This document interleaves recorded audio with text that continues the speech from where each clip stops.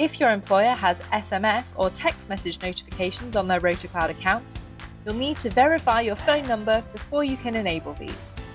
Your phone number may have already been added to your account by your manager.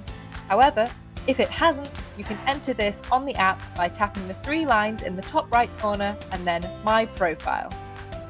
Here, you can tap the phone number section, enter and save it.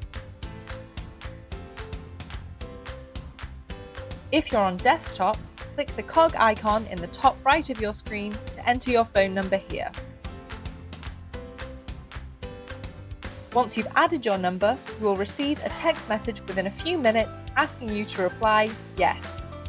After you've done this, your number will be set up and you can enable and begin receiving SMS notifications.